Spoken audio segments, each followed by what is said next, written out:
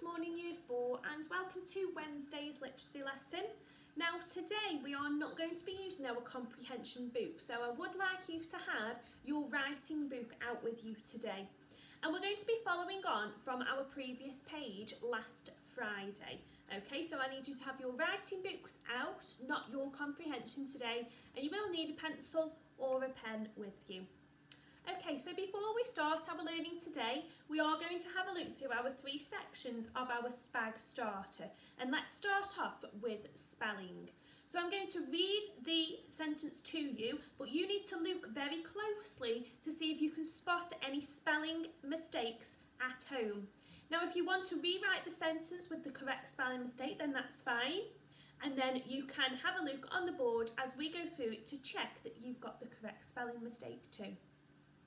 Okay, so I'm going to start with my pink pen and I will read the sentence to you. Look very closely at the words that are written to see where my spelling mistake is.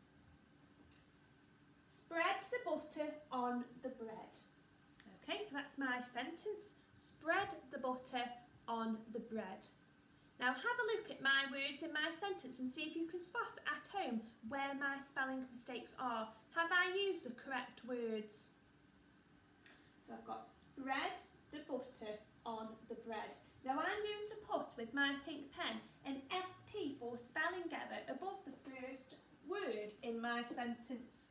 And my spelling error is the word spread. Now although we can read it and it would sound correct, it's not spelt correct. And it's because it hasn't got the correct sound. We would spell spread S-P-R,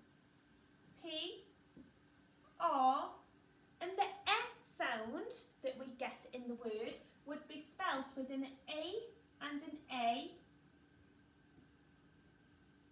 and then we'd have D.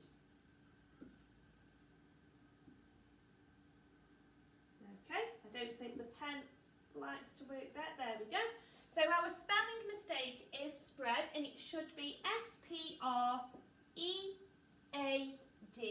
And that the E and the A make the E sound. So spread was my spelling error. Now moving on to punctuation. Have a look at my sentence now and see if you can spot where the missing punctuation needs to go. And if you want to write it down on maybe a whiteboard or a scrap piece of paper at home, then you can with the correct punctuation in place. Okay, so let's have a look. Eventually, we arrived at the top of the mountain. So having a look at my sentence, is there anything that you think might be missing? Eventually, we arrived at the top of the mountain. Now, hopefully you have all spotted something that is missing at the end of the sentence, which we quite often don't remember to put in our writing. And that's a full stop. So I'm actually going to put F-S. And if you see F-S in your books with a pink pen, that means that you've forgotten to put a full stop. Okay, so I'll put my full stop in here. Now yesterday we were looking at temporal connectives, weren't we? And those were time connectives, so it's telling us when or where in the day something has happened. Now here, eventually, that's my temporal connective. And after a temporal connective, what do we need? Yes, we need some punctuation, and that needs to be a comma. So I'm going to put P, because that's my punctuation error, and I'm going to put a comma after the word eventually, because that separates my temporal connective. Okay, so I can tick off that we've finished punctuation. Now moving on to grammar. I want you to have a look in this sentence, and it's going to be particularly helpful with our learning today, and that's going to be for us to look at where the preposition is in this sentence. So can you identify the preposition in my sentence? I'll read it to you. Make sure you're listening so you can listen out for that preposition. The dog was sitting under the tree. Now for those of you that might need to just recap on what prepositions are, they are telling us where something is. And the clue is in the name preposition. It's the position of something. So have a look, and there is one word in my sentence which shows me the preposition of where something is. Let's read it one more time so you can have a listen at home. The dog was sitting under the tree. So, what is under the tree? The dog is under the tree. Where is he? He's under the tree. So if you identified under as a preposition at home, then well done, you are correct, and under is my preposition. So I can tick off that we've done our spelling, punctuation and grammar for today.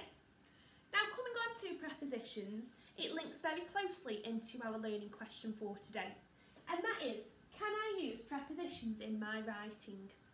So we need to be looking at what prepositions are, and in the pages in your book you are going to be looking at prepositions. So let's have a quick look and remind ourselves of what prepositions are.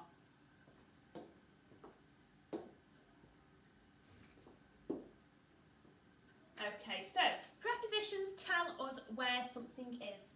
Now you are going to have a look at this bedroom scene. You can talk with a partner if you've got somebody to talk to at home, or have a think yourself and describe where everything is. For example, the iPad is where? Yes, it's on the bed. Okay, so on the bed, that would be my preposition for the iPad. Have a look at home. Can you see where all of these different items are? And can you talk and describe where everything is? And see if you can use prepositions in your language.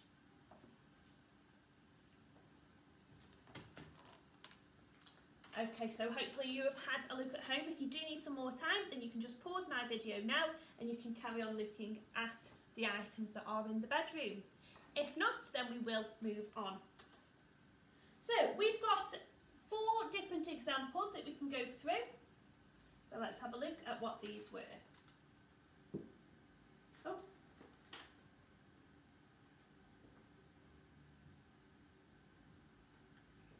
Back.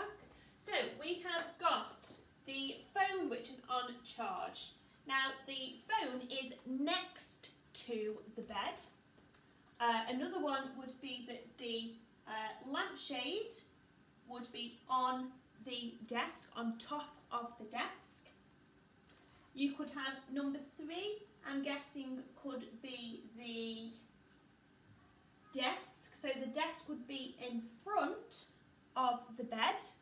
And then we've got number 4, which we could have the guitar is on the chair. So those are some of the examples. You might have seen some different ones at home. So we've got the hairdryer. The hairdryer is on the floor or next to the bed. Okay, there are lots of different prepositions that you could have used at home. Those are just 4 examples that we're going through today. So, how many different words or phrases of prepositions can you think of to describe time, place or movement? Now, we're only going to be looking at movement today. We're going to be looking at where things are. So could you, maybe at home on a whiteboard, do yourself a little mind map, so you've got prepositions in the middle, and we're going to think about different prepositions that we could use in our writing, and we'll have a go at this as well as a class.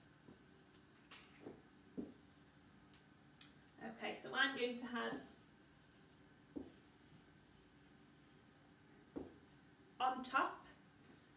In our starter we had under. We could also have next to. Something that is high up might be above you.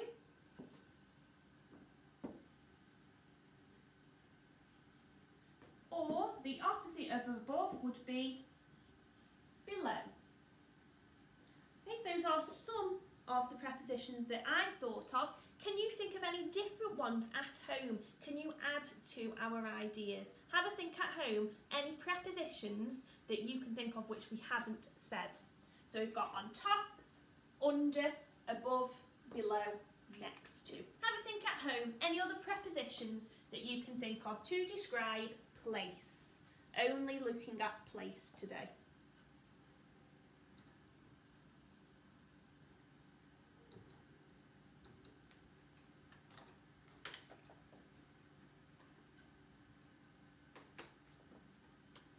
Okay, so we've got under, before, 6 o'clock. Some of these are time and movement.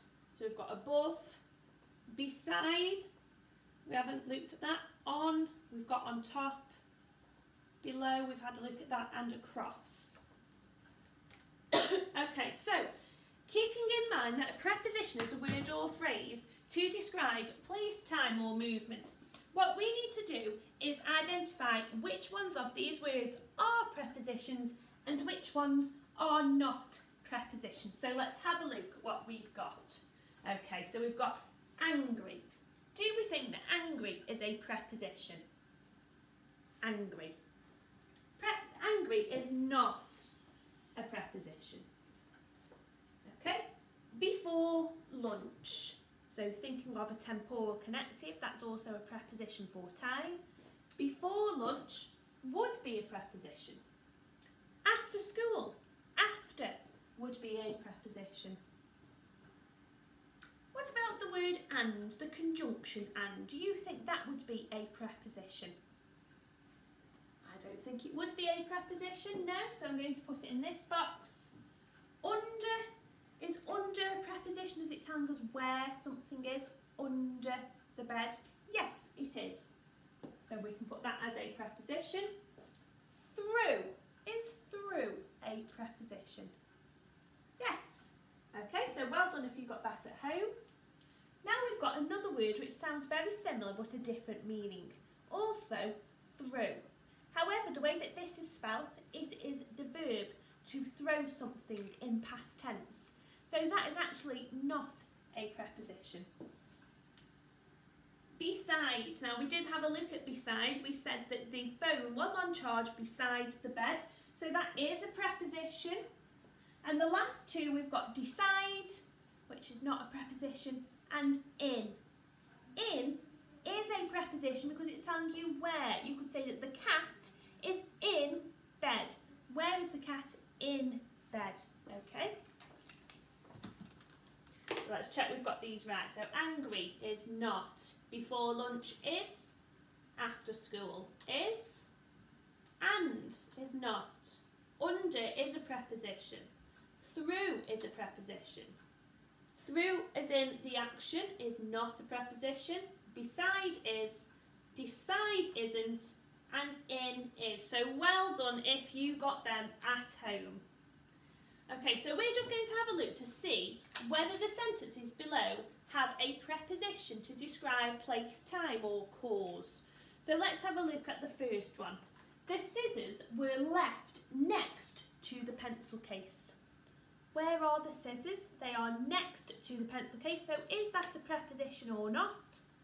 Yes. So the first one is a preposition, next to is the preposition. Hamid and Salma wrote in their books. Is that a preposition? We're looking for a preposition for where something is, what time, or the cause. So we haven't got one for that. Okay, so the next one is the ladies stepped on blocks. Can you identify the preposition in this sentence? The ladies stepped on blocks. So let's see if you were right at home. So we've got on. And I sheltered beneath my umbrella. Beneath would be your preposition. Okay, so we are now going to add some prepositions into sentences. So let's have a read of the sentences below and see if we can think of a preposition. The girl held her arms, something her head. Where are her arms? They are above her head. So above could be my preposition for the first sentence. Well done if you got that at home. Go and sit, stand. The arrow is pointing where? The arrow is pointing down. So my preposition would be go and sit, down, stand. Let's check if you were right at home. Or next to. So we've got next to on there. Okay, so my third sentence. Joe was something the bath when the phone rang. Have a think at home. What could fill my blank in here?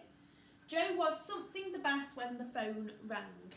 What was Joe doing? Can you have a think to see what my missing preposition might be? In. So if you got in the bath, because when we sit in the bath, it's telling us where we are inside the bath. So Joe was in the bath when the phone rang. And my final one is they hid something, the table, something, an earthquake. Well, where are they? They are under the table during an earthquake. Now, this one is quite tricky, but don't worry about this. This is not for today. We are going to be looking at prepositions for place today. So if you did get that they hid under the table, then you were correct. Okay, so just to finish off now, I'm going to give the wheel a spin, and then we are going to choose a preposition, or on a whiteboard at home or some scrap piece of paper you can write a sentence with this preposition. So let's have a spin of the wheel. Okay, so the wheel is spinning. We've got through. So having a look at that picture, what sentence could you write at home with the preposition through? Okay, so we've got people who are walking. Where are they walking? Through the market. Okay, so you could have that they were walking through the market. Okay, let's have another spin. With. Okay, so can you think at home a quick sentence which includes the word with? Now it could be that I went to the market with my parents. Okay, so let's have one last spin of the wheel. So we've got outside. Now they are outside, aren't they? What is outside? Can you spot anything that is outside? So they've gone to the market. You could say that the market was set outside, or the stalls for the market were set outside. Okay, so for today we are going to be looking at prepositions for place, and you are going to use some of the prepositions we've used today in your writing to complete the activity in your book. Please do remember to send in all of your work to the Year 4 email address, where we can have a look to check you've done the work right, or if we need to give you some feedback, then we will. Well done everybody, and good luck.